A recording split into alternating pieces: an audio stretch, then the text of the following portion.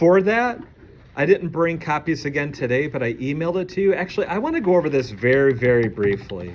Very, very briefly. And you can use the handout. You can even quote the handout, though as the handout says, if you quote it exactly, I want to see you paraphrase it.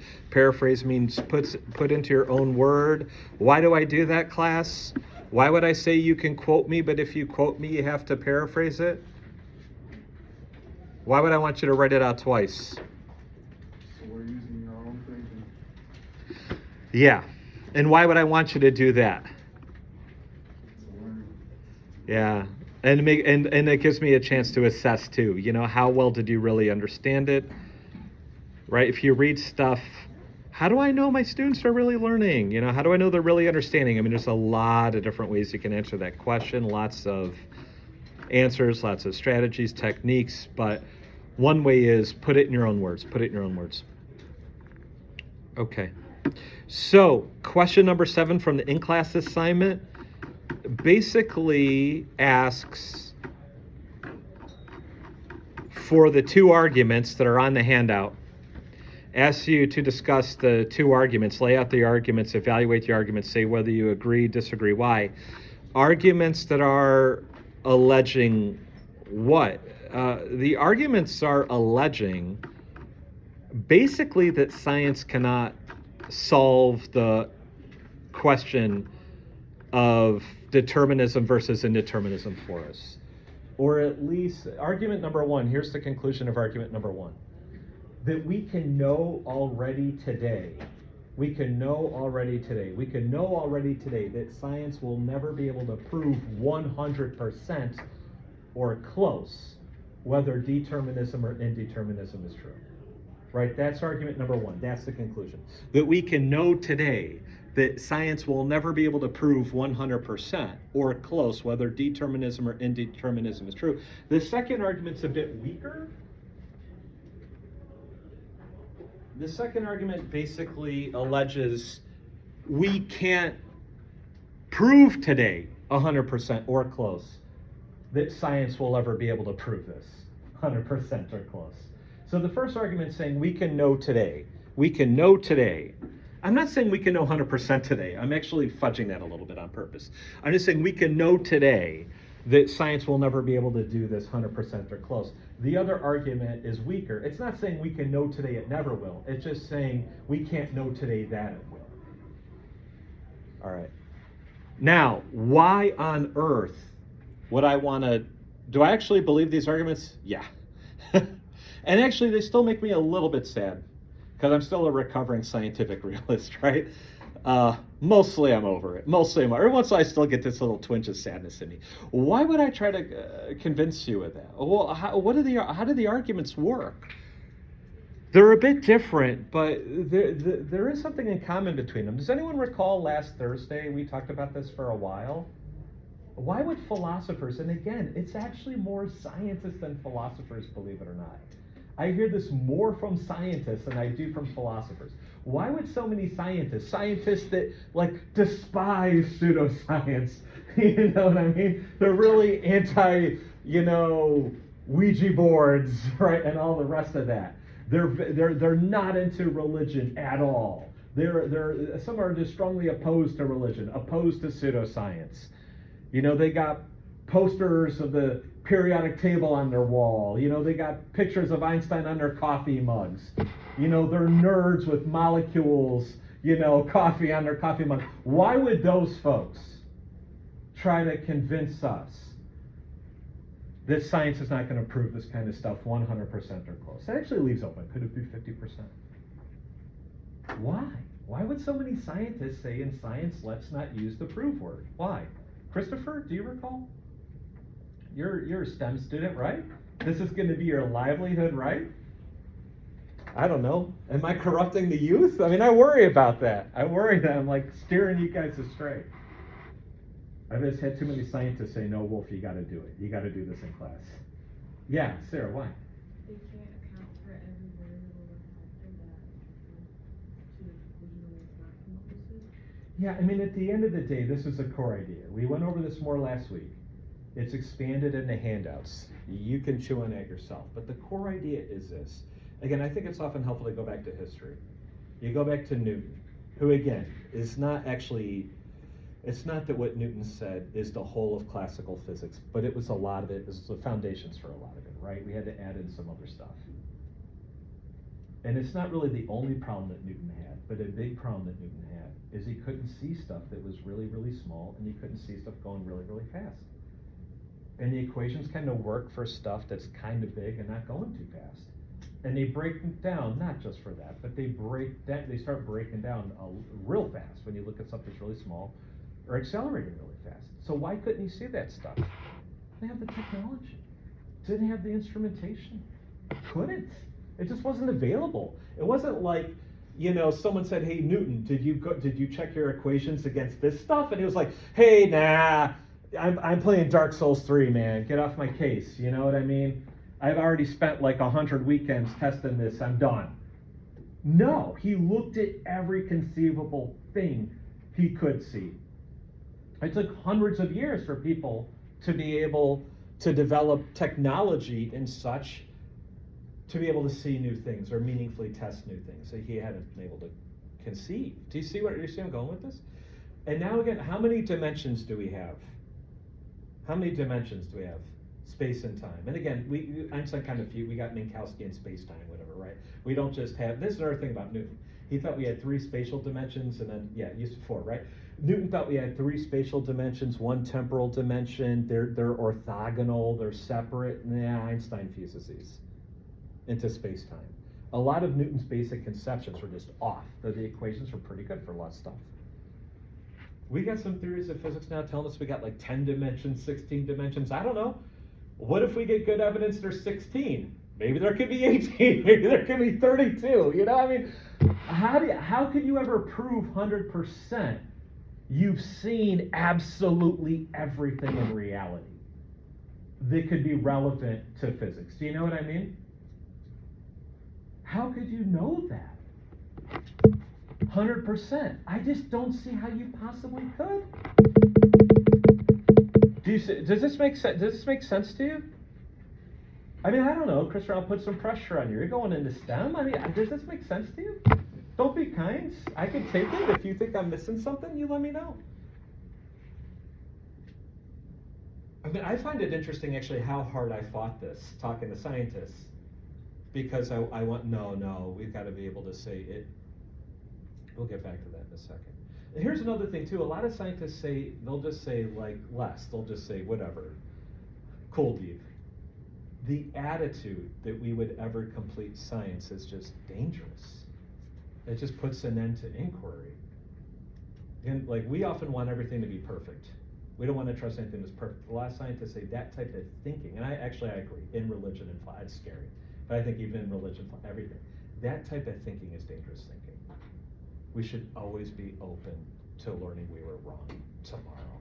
It is painful as hell, but we should. We'll get into this more when we come to religion. This idea of having a truly completed, perfected science is just really against the spirit of science, what it is, or at least what it should be. It will not serve us well. We always want to be open to being shown that we got stuff wrong, to going back to the drawing board. It's an iterative process.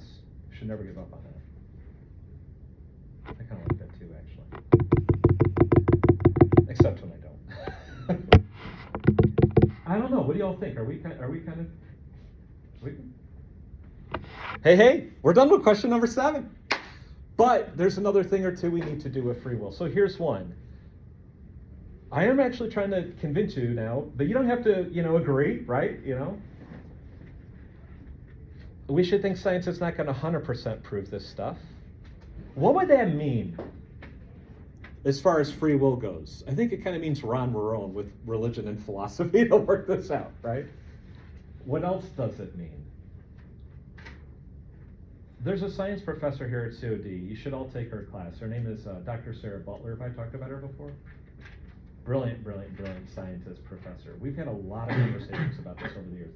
And I've said to her, I don't want to talk to my students about this in class. And she says, you have to. I said, I don't want to do it. It's dangerous. She would say, why is it dangerous? I'm like, if I convince some students science is not 100%, what might they conclude? I was scared what you might all do with that. This is where I try to put some guardrails on all of you. How might some people react to being convinced, if they really are convinced, that science can't 100% prove something? If I were making YouTube videos, what kind of headline do you think I would have? Where do you think I might try to lead my listeners? What might be our takeaway from this? This is the thing about critical thinking philosophy. You gotta be really careful what we take away from certain arguments. If we get convinced that science is not gonna prove this stuff 100%, what should we think then about science? What are we gonna say about it? I'm worried that you might draw a certain conclusion. What conclusion do you think I'm worried you're gonna draw? Yeah, Chris. That science is redundant? Yeah, we don't need it. We shouldn't trust it.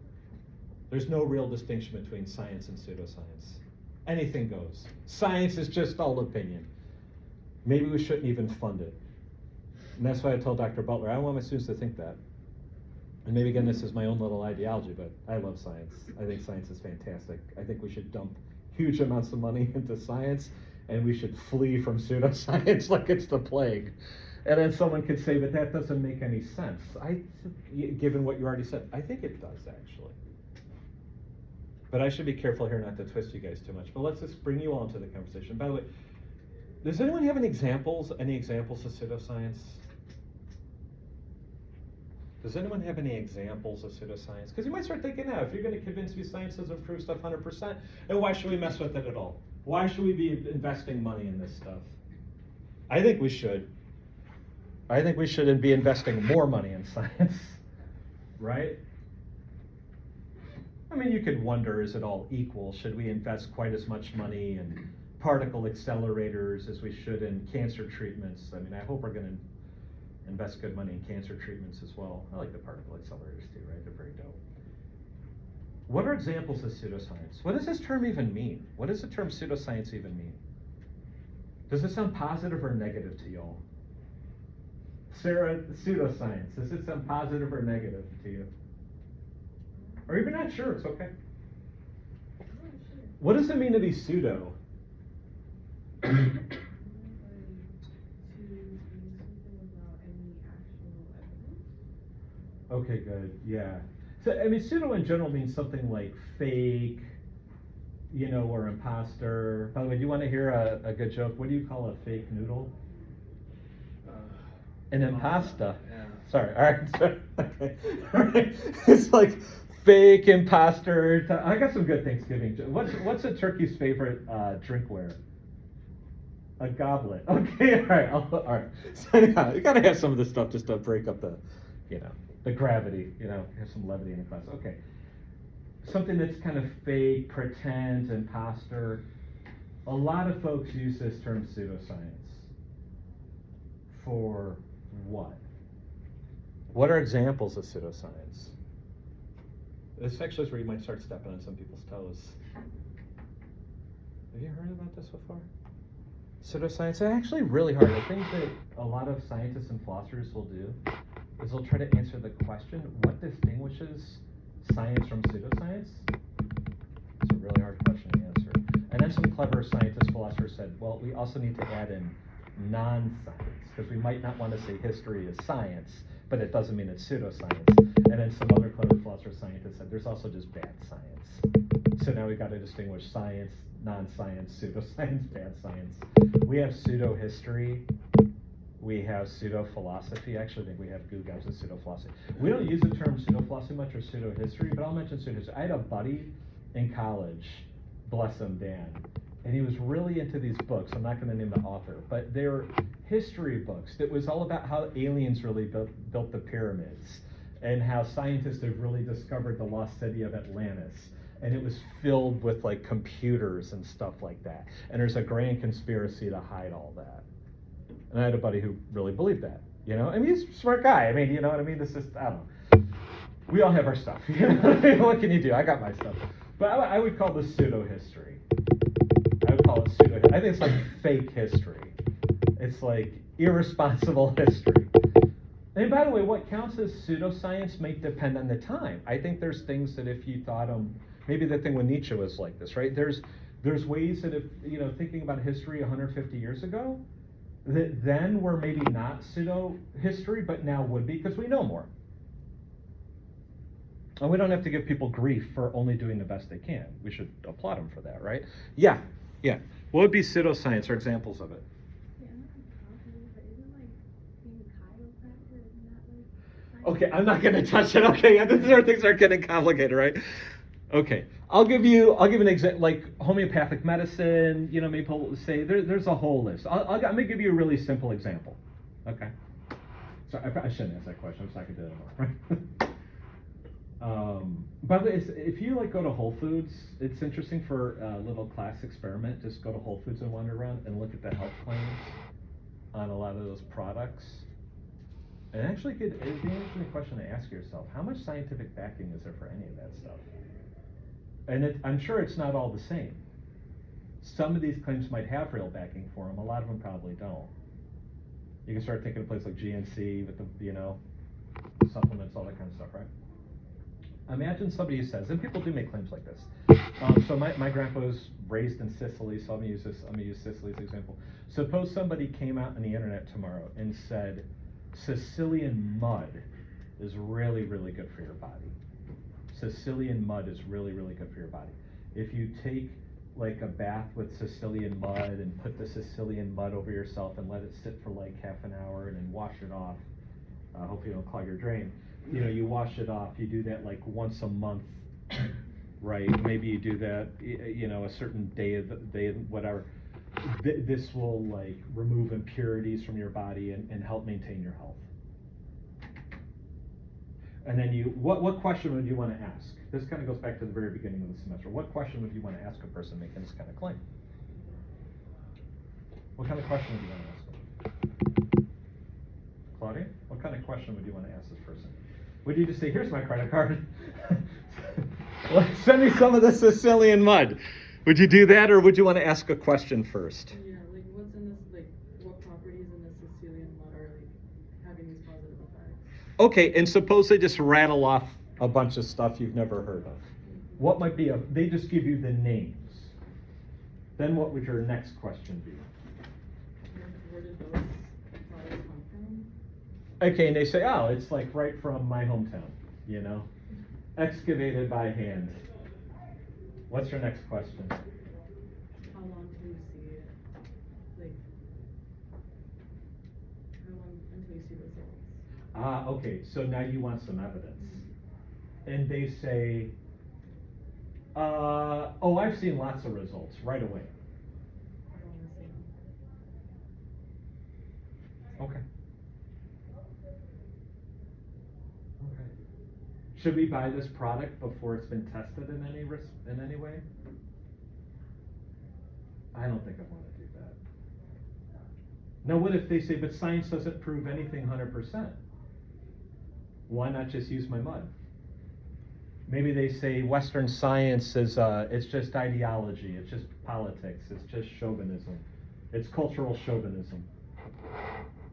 Other cultures have had different ways of thinking about things.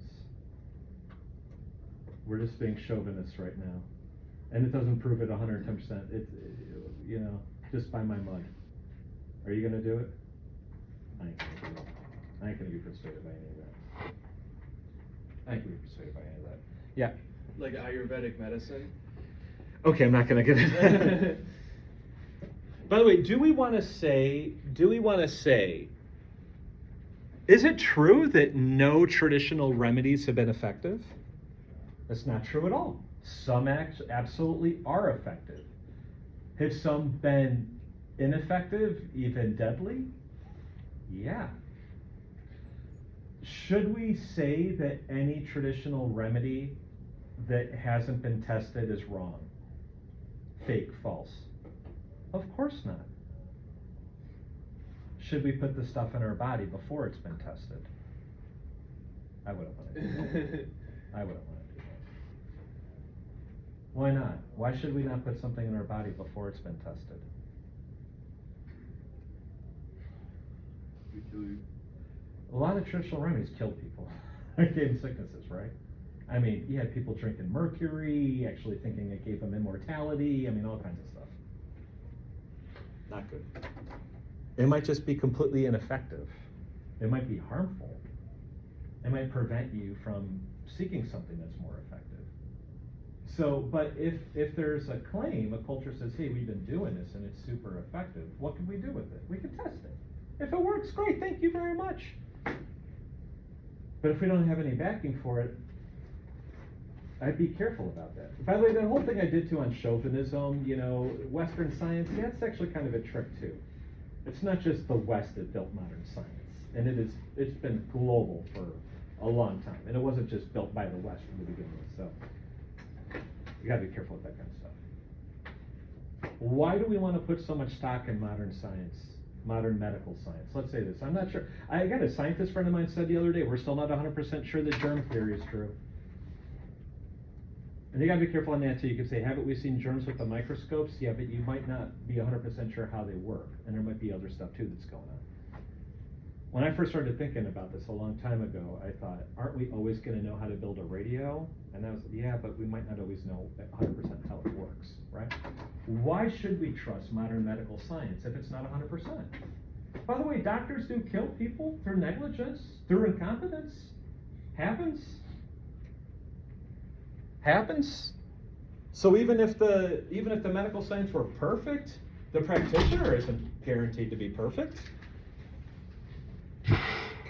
But the science itself isn't perfect.